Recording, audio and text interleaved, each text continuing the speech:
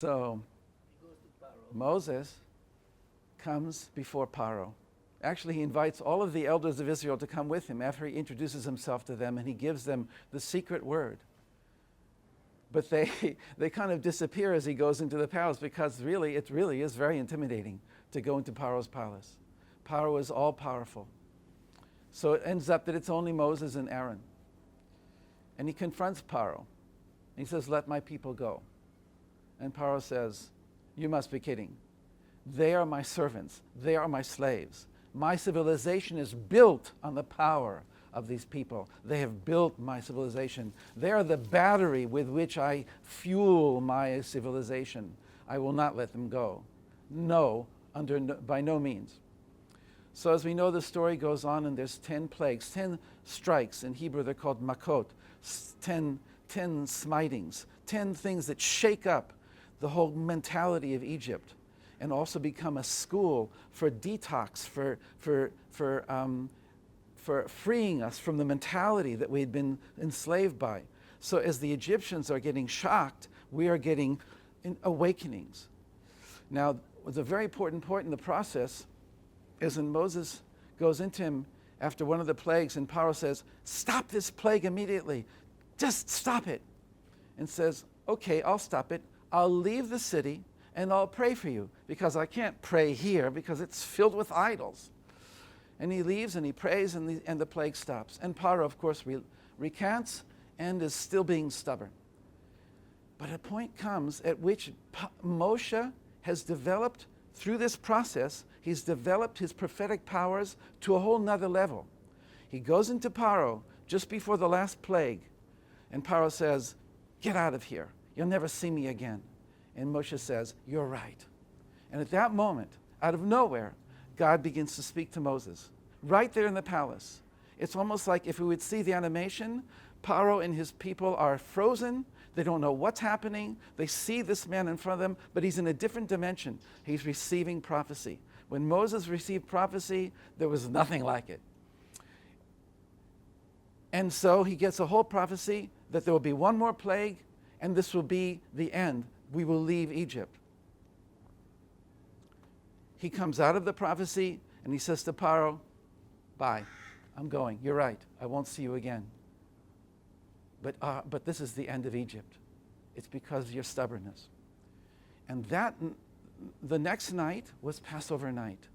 And because of what Moses was able to do, that he went into another state of consciousness in the middle of Egypt with all of its idols, it didn't matter anymore. Egypt fell away and there was only God. The children of Israel, because of what Moses had attained, were able to be in their homes in Egypt. Very important teaching that we have says that they were taken that night to Mount Moriah, which is in Jerusalem, into the temple, which had not been built yet.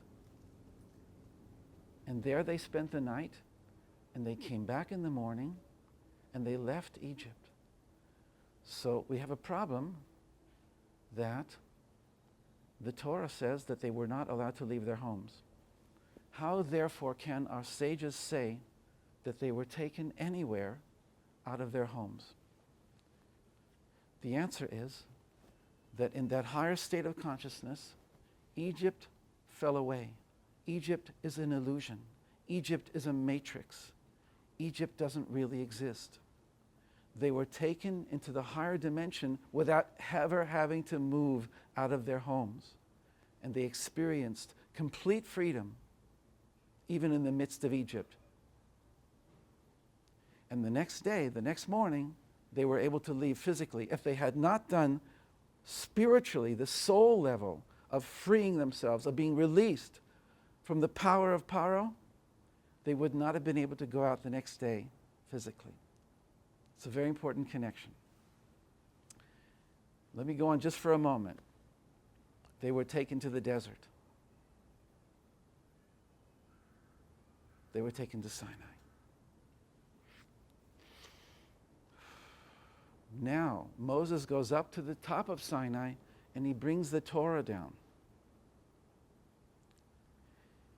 And he builds a mishkan, a sanctuary, in the middle of the camp with the 3 tribes on all 4 sides, 12 tribes altogether. He takes that higher teaching of what life is all about, the story of mankind from the point of view of heaven, and he brings it and he puts it in the heart, the center of the people.